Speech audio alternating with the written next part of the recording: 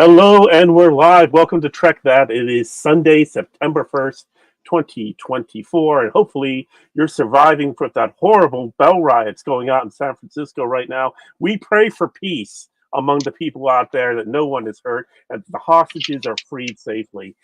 But for now, we're going to talk about the newest Star Trek show that's going to be going out soon, and it's now in production, Starfleet Academy. So I'm your host, Keith F. Shelvin. If you would like to join the conversation, hit us up, send a comment. We will love to have you on.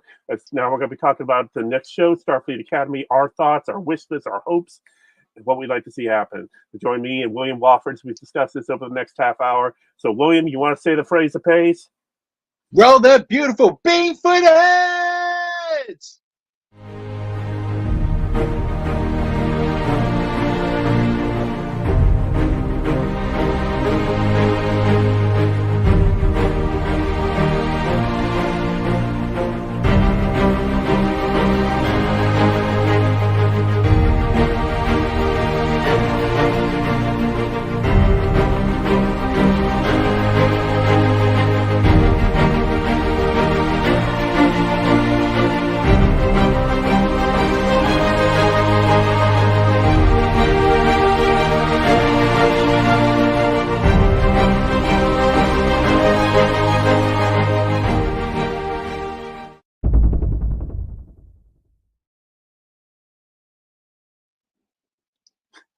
That was nice. Yeah.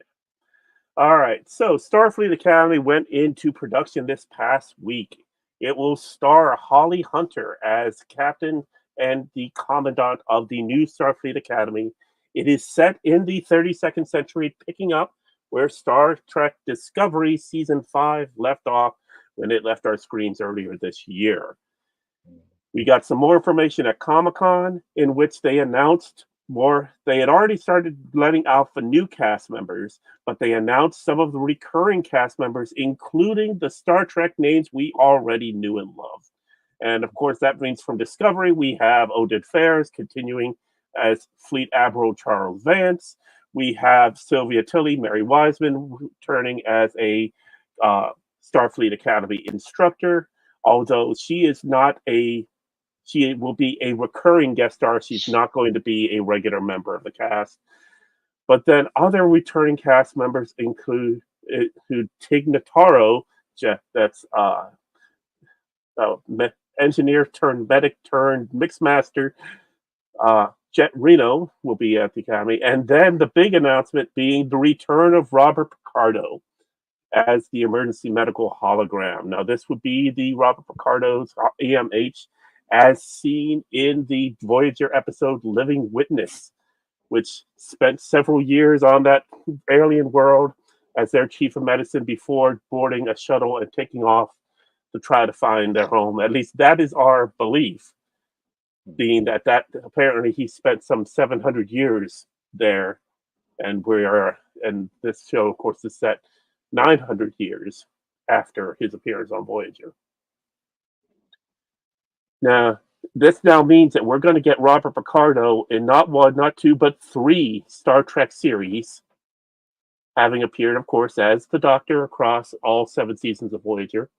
Mm-hmm. And then, of course, he's been a recurring character on Season 2 of Prodigy. Mm-hmm. He did have a couple guest spots on Deep Space Nine. Mm-hmm. And he appeared in the Star Trek TNG movie First Contact as a different version of the EMH on the Enterprise E. Mm. And he did state in Prodigy Season 2 that he hasn't seen a crew as dysfunctional since the Cerritos. So, considering Prodigy Season 2 is set after Lower Decks Season 5, that has to bode well for him to show up in Season 5 of Lower Decks, right? Yeah, it's only logical. Yeah. But and of course, the other cast list, let me go ahead and share.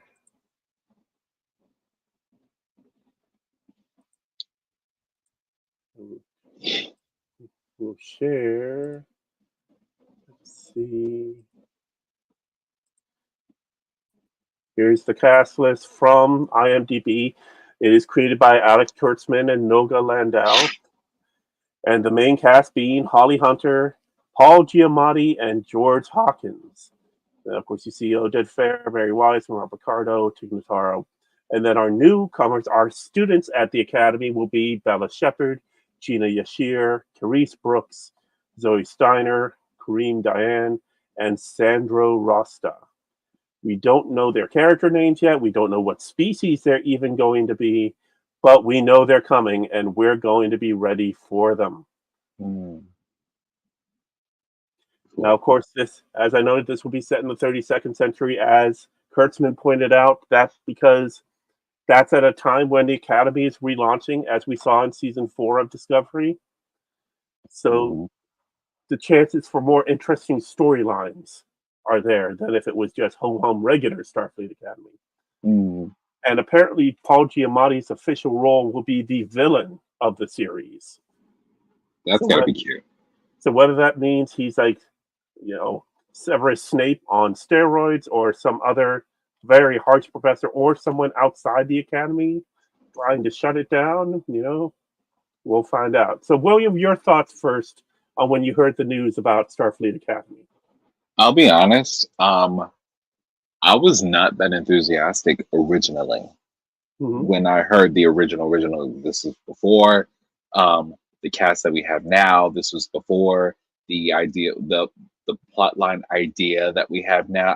Just really wasn't that impressed. In fact, I think I remember asking someone on this podcast or with Trek is Light as a whole, did any of y'all ask for this?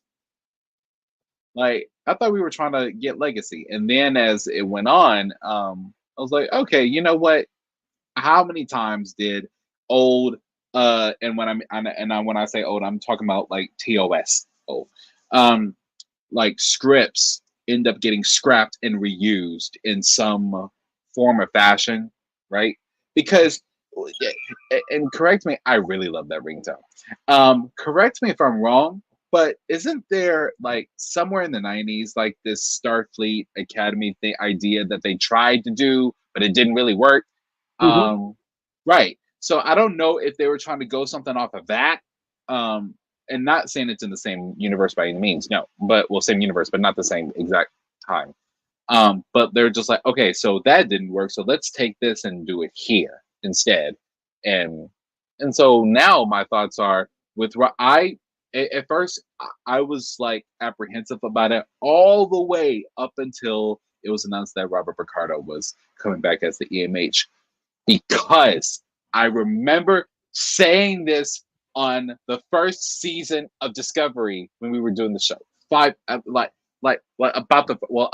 first season. About the first season. So I was like, yo, my math may be off by about 10 years or so. But if they are 900 years in the future, So that'll be third season of Discovery, not first season. right? So yeah, it'd be third season, right? So if they are 900 years in the future from a point where they are 10 years before Kirk, that means that given a decade or two, depending on what, because we don't really know how long of the 700 years the Doctor was on that planet or there or even floating through space. Mm-hmm. Like, it could be, there, but when I did the math, I forgot the exact numbers. When I did the math, it landed him smack dab middle of the burn. And I was like, oh my God, like, did his shuttle get caught in the explosion? So I'm freaking out. And I'm like, okay, I hope that they answer this question. And it looks like his program, we hypothesized that his program has been saved, which sold me on the idea of Starfleet Academy, which I hope works. I also theorize that, I mean, one could say that Prodigy and Lower Decks are geared towards younger audiences.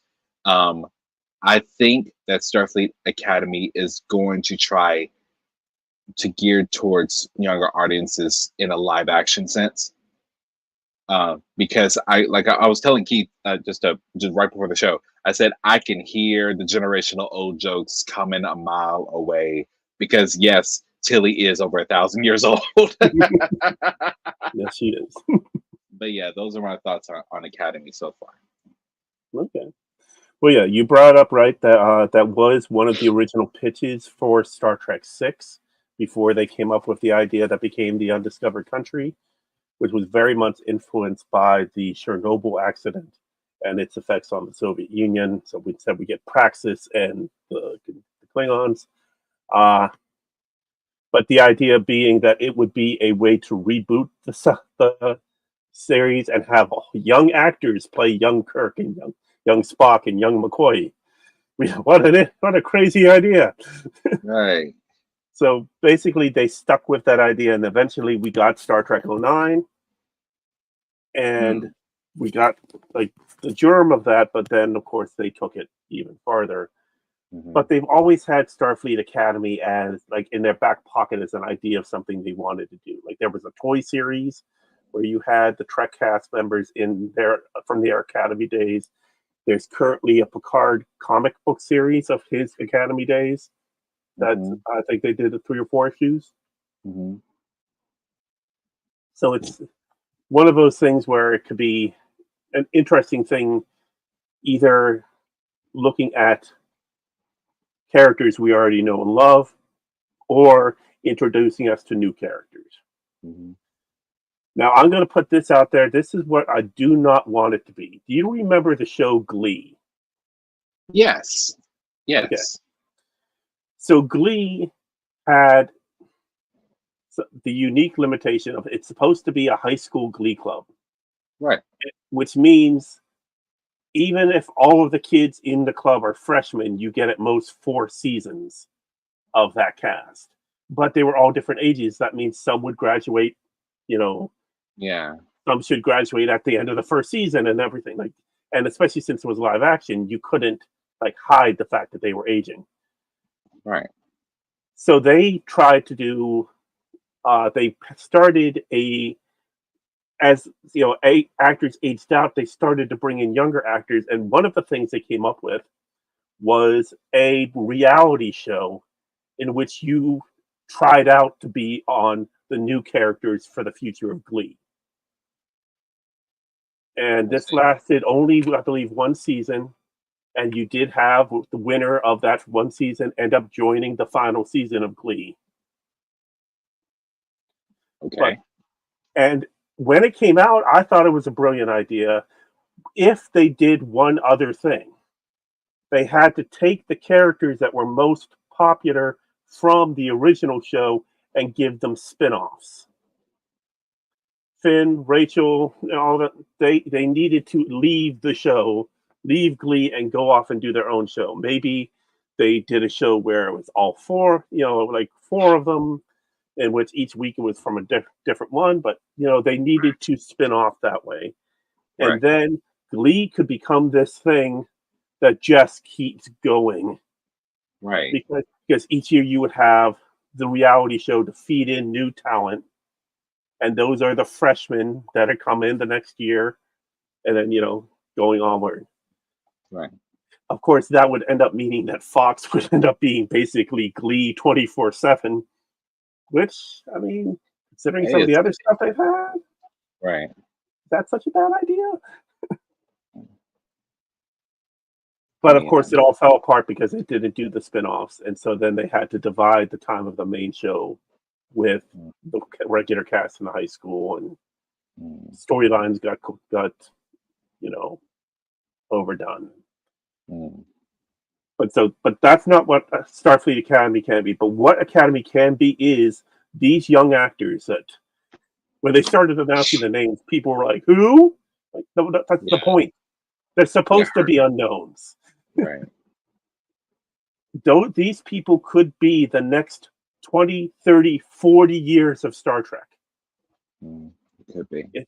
If this show does it right, these cast members who right now we're like don't really know their names, don't I mean obviously we don't have character names or species for them. All we have is you have this cast picture from when they showed up for the first day of Mhm. production, and it is being produced in Star Trek Studios in Toronto, the same studios where they make Discovery. Mm. Some of those people there, you may be seeing them in Star Trek for the next several decades. It's true. Yeah. It's true. Because weren't like William Shatner and Michelle Nichols and all of TOS around those ages when they started? Well, they're a little bit older, yes. Yeah, I But was going to say like 30s. Walter Koenig, though. Walter Koenig was definitely in his late teens, early 20s when he joined the cast in season 2. Oh, so that's why they made the joke about him being younger. Oh, yeah. Well, he was brought in to appeal to the Beatles and the Monkees gave him the haircut style, I was same gonna say, style. his hair was so. Well, his first couple episodes, it was a wig, and it did not look good until his hair grew out to the right length, and then it looked fine for the rest of the series. But yeah. Okay. But yeah, he was definitely to appeal to a teen audience. And that's what essentially this show is. We are getting more live action. There's going to be a live action comedy show we know of. Yeah, Picard is over. We're hoping for Legacy.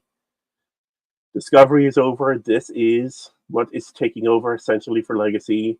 Prodigy season. The animated show is Prodigy right now. You better be watching it on Netflix if we want season 3. Lower Decks season 5 comes out in October. You better be watching it when it comes out if you want more Lower Decks. Short treks, we don't know if we're ever getting any more of those. Yeah, they kind of stopped that after season 3? Season 2. Season 2. They got 2 seasons, yeah. Yeah, it was a nice filler in between season 1 and 2 of Discovery, and then we got a couple more after season 2 of Discovery, and yeah, nothing since then. And then, of course, we have Strange New Worlds, which is season 3 is coming out sometime early next year. And then, of course, we have the Section 31 live action movie. What were your thoughts on the... I'm sorry, go ahead. Now, of course, William, you have your own desire of why you want these Star Trek live action shows to succeed, right? I mean, I want to be on one. I gotta be on one. It is okay. I'm gonna put it to you this way. It's oh Lord forgive me, but it's I understand that in this country we're supposed to prioritize God, family, and I don't know, and I guess job or home or whatever the chain is. All that. No, but mine is neck and neck between God and Star Trek. It's just they are right next to each other. It's just before, I have career, home, stuff like that. But it's just no, God and Star Trek literally, bro. When I saw Tapestry, the Star Trek just leveled up right there next to God. It was done. It was done. Which I appreciated us doing that for my birthday episode this year. It was really nice. But yeah, I put them right next to each other because Star Trek literally is my ideology. It is my philosophy. It had a big part in raising me as an adult, if that makes any sense. Growing up, all I knew was I just seeing ships shoot at each other in space. That's all I knew. I did not even understand what I was looking at with Nemesis. All I knew is they were talking and they were talking, throwing shade at each other, and that was it. And I'm just skip to the end where they shoot at each other, and I'm like, oh, cool, crashing ships, that's nice. And then as an adult, I'm like, wow, there's actually more. I knew it had meaning in the beginning. Don't get me wrong, but there's actually deeper meaning when you rewatch things that you used to watch as a child, but now you're watching it as an adult, and now you're learning new things. So yeah, I gotta be on Legacy. I gotta be on Legacy, and I don't care how much it takes. Anyway. And then, of course, you told me, even though this is not live action, you told me that Star Trek Con is, which is a audio at the based podcast-ish. It's still episodic, from what I've gathered. Still episodic, and I think they're an hour each, which is great. That must be a lot. That's a lot of writing material. That's our understanding. Yes, that's our understanding. Bro, if that's the first one, then great. Hey, so something to add right onto it. So yeah, Mhm. I got to be on it. That's why my things keep saying future Trek star, because of manifestation speaking into existence. I hope that 10 years from now I watch this very recording of me talking about this, so that way we can reminisce about this moment. And the day that you told me about it, I screamed my butt up and just span in circles in my chair. It was great. So yeah. So, if you know, we don't have anyone watching this live right now, but this is going to go up on the Trekkers Delight channel later this week, Mhm. as well as we're going to be having another Trek That episode that we're going to record later. Mhm. But if anyone's watching this, say, Aaron Walke has checked out Trekkers Delight, if Alex Kurtzman, uh, if anyone else, I mean, if Noga Landau or any of the other production people might catch this and, looking for inspiration, right here, people, this is your guy. I'm 42. I'm beyond dreams of television and movie spotlight. But Will is still in the prime. You got to give him a shot. Oh, come on! Even Morgan Freeman didn't get famous till he was 50. True, and yeah, same thing with Anthony Bourdain and several others. But that, uh, I got my life. I got my family. That's they are to my family is my number one by far. There you My go. daughters are my world, Yeah, and I would not do anything that could take me away from them. that's fair. So, yeah, Absolutely fair. and I have my own personal goals of what I want to do and stuff. Right. And, the things I'm currently doing. This is only a nice part of it because I am such a lover of Star Trek, all things Star Trek. Oh yeah. All right, so let's take a quick break for our ad break, and then when we come back, we're going to talk about our predictions, wish list, and just general thoughts on Academy. Just run down what you absolutely do want to see, what you absolutely don't want to see, and what you absolutely hope to see. Okay, Will? Got it. Okay. So now, thank you for watching this episode of Trek That. We are part of the Trekkers Delight podcast network, and we are also created by AS21 Studios. And if you want to support us and AS21 Studios and other similar podcasts, consider signing up for Audible today and get your first 3 months for free. Just use the code audibletrial.com/AS21. Get your first 3 months free. You'll have a choice of over 180,000 titles from Audible's audiobook collection. Hearing wonderful things, books of any genre. You have full cast performances. You have single narrator, nonfiction, fiction, poetry. Like I was listening to the wonderful poetry of Sandra Cisneros a couple weeks ago in preparation for the National Book Festival. And so she has this wonderful poem ripping off of, oh, shoot, now I'm blanking on his name, the Welsh poet. But just to give you an idea of, I am anyone who's caught previous to these podcasts before know I am an avid audiobook listener. I am currently reading the third book in Becky Chambers' Wayfarer series, Records of a Spaceborne, Record of a Spaceborne Few, about a future human society that is no longer able to live on Earth and is now making their way across the galaxy. It's a very non-Star Trek future, but it's still an interesting read. And last week I read, my major reading was The Rediscovery of America by Ned Blackhawk, Native Peoples and the Unmaking of U.S. History. Now, it was a good book. I was prepared to call it a great book, but it fell a little bit short of where I expected the story to go. But it was still an excellent read, and I highly recommend it for anybody wanting to read U.S. history from a slightly different angle. But this and many thousands of titles to choose from. Check it out today, audibletrial.com/AS21. You get great audiobooks, and once you download them, they're yours for free forever. And while you're doing it, you help us out. So give it a listen. Let us know what you think, and feel free to share with us what you're listening to. Also, I recommend you check out our our merch store, my merch store over at TeePublic, tpublic.com/store/Swift, in which I share some of my artwork on t-shirt designs. Also, there's where things I'm promoting my local area, and also some political things. I have some wonderful uh, Harris Walls merchandise that I've come up with. I am a proud Democrat, and I show my support for the Democratic politics here in the United States of America. And with the election coming up, I have a bunch of new things up there for you to check out. Hmm. And then finally, one other thing to bring your attention: we remind you to save Lower Decks. Lower Decks Season 5 currently is it's scheduled to be its last. So sign the change.org petition on the address listed here, or just go to change.org and look for it and sign up today. They're just short of 10,000 signatures. So sign up now, and hopefully we can keep this show coming for years to come. Okay, William. First thought. Yeah. I just reshared the Lower Decks post to my Facebook again. Okay. All right. First thoughts of what do you expect you will see in Star Trek Starfleet Academy?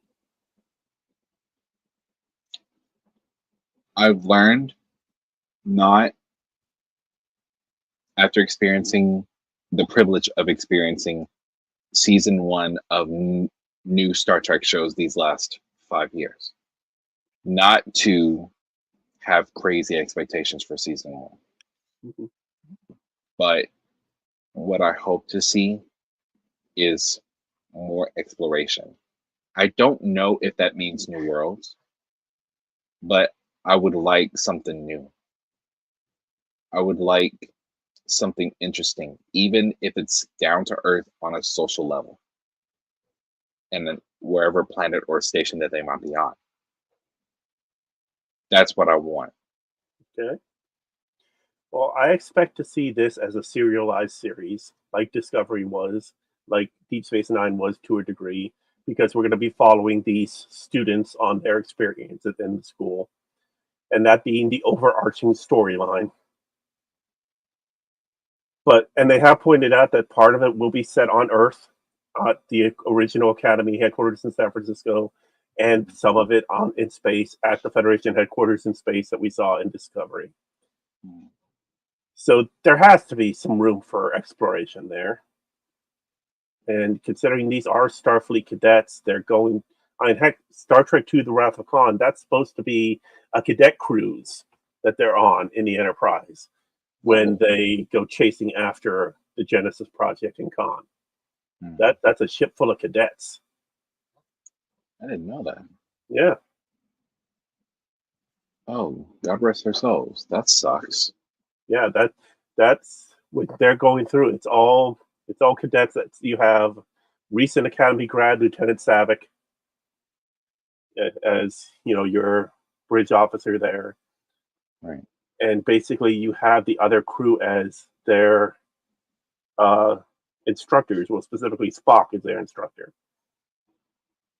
And then, of course, we saw in Valiant the episode of Deep Space Nine where you had a Defiant class ship run by Red Squad from the Academy. And of course, now it's Prodigy Season 2. We've got the Protostar Squad, and we've got Nova Squadron back from first duty in TNG. Mm-hmm. So we've have Academy crews, but this is back 32nd century, and it is continuing where we're going into the future. All right, what do you not want to see in Starfleet Academy?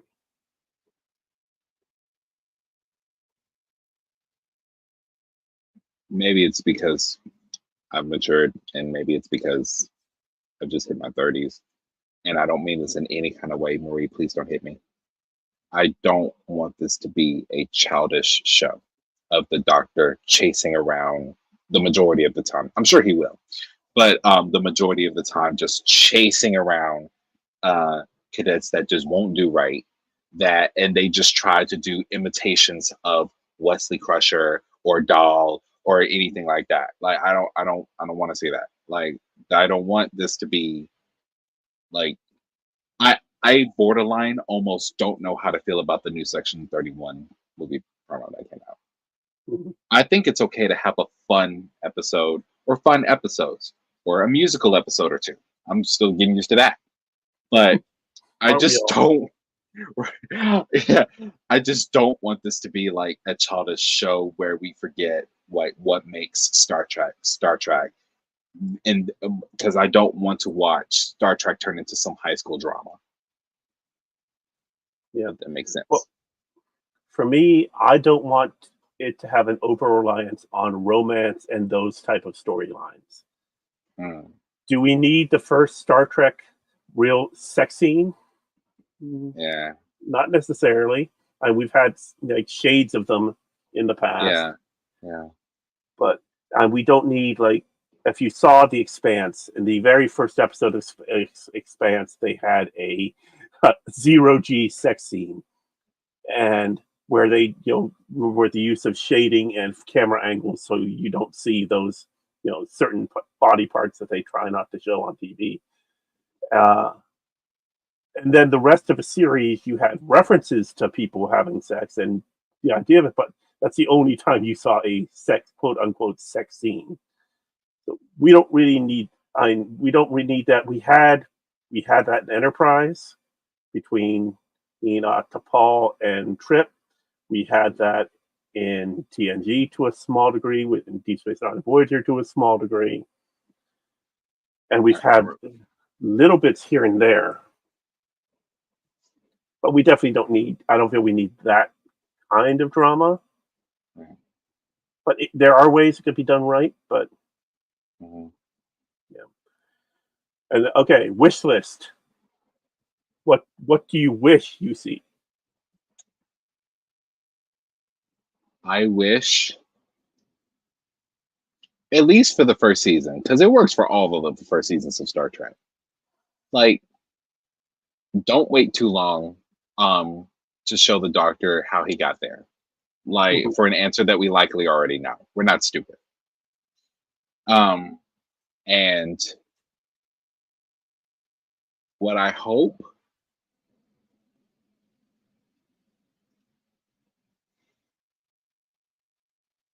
yeah, I guess if I to do my best to put it into words, I hope that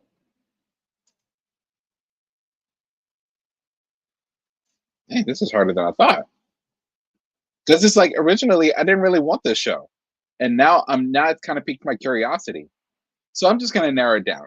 My hope is that the writing of the show doesn't treat OG Trekkies like we don't know Star Trek. Like they actually like treat us with respect by because we're again passing another torch to another generation. Like so at this time in live action. So I hope they do it right. I hope these millennials and Gen Z do it right. Like Well, I think so this is Gen Z and getting to the edge of Gen Alpha. yeah. Well, actually, no. Gen Uh, Alpha is like Gen 11, Alpha, they're still 12. teenagers, yeah. No, Or Gen Alpha, they're not even preteens. teenagers yet. They're preteens. Yeah, they're preteens. Yeah, because my oldest is a Gen Z, or as we were discussing today, Gen Zero, the what they call it, micro gen, the generations that go between two. Like I am like Marie and myself are both millennials, but we're Crossovers. on the one end of millennial, while you're on the other end of millennial. Mm. So we actually have a few traits that match Gen X. So they call us as a microgen Xennials. Whereas they call me Zillennials. Yes, because you're right on the edge with Gen Z. Right. And so you have Xennials, you have millennials, millennials, and now, yeah, we were discussing whether it was Zalpha or what, but according to my oldest, they're calling themselves Gen Zero, which I think, okay, yeah, I think that's a good way to narrow down my hope. My hope is that between the writing and the acting, they do not mess this up because I have yet to see, aside from Maxwell and partially Robin before she passed away, any Gen Z. that had a deep appreciation or has a deep appreciation for Star Trek. If anything, they keep comparing it to Star Wars, or they think that we're talking about. In a sense, we are talking about TOS in a sense, but they don't even know that 8 shows came since then. I probably got that number wrong, but at least 5 since 2009. So yeah, that's my hope. Please don't mess this up. All right, for my wish list, I would like to see, like, we saw a couple glimpses of things in the first episode of season 2 of Prodigy, of them going through their pre-academy training, in which you have references and Easter eggs. I wouldn't mind seeing some of that, and that maybe there are holes in our Star Trek lore that they could fill in. Like maybe there is a wacky time travel episode where they go back to the foundations of the Federation or the Romulan War. Tell me why I was thinking that. Like one of them is gonna, because you got to think about the temporal accords and everything. I was just thinking about, and I think that's what I meant when I said, like, show me something new. Show me something new, something socially. It could be another time traveling fiasco in the first 3 seasons where we go back and we see like the foundation of the Federation, jump ahead to see Picard graduate, jump ahead, just like, I don't know. It could be like a bunch of stuff. And they might have the technology to be there without interrupting the past. Well, no, we got to remember that they did have the temporal wars in the 30th century, and that was a major thing about when Disco arrived in season 3, that they no longer had the time machine, that we're no longer traveling in time. So obviously they can't stay true to that bit of canon and still have time travel. But I mean, come on, they can find a way, or maybe it's just a crazy another crazy holodeck episode. So could be a holodeck episode. Oh God, a holodeck episode. Yeah, there's high chances of that. We could have a sports episode where they're competing against each other, or that's interesting. We could get some very interesting storylines based in the college atmosphere, just as long as it's not Revenge of the Nerds, because that movie has not aged well. Right. And I already seen High School Musical. I'm good. Yeah. Well, we've all seen Animal House. We don't need to remake Animal House. Mm-hmm. All right. We're about 37 minutes in. That's a bit longer than I had planned to go on this. So thank you for checking out this episode of Trek That as we discuss Starfleet Academy. We're going to have another episode dropping this week talking a bit about Jerry Ryan, our favorite Borg, 7 of 9. Next Sunday, we're going to have another live episode because next Sunday, September 8th, Star Trek Day. Woo! We celebrate the 58th birthday of Star Trek next Sunday, September 8th. So come on out, join us next Sunday. If you want to just watch. If you want to comment.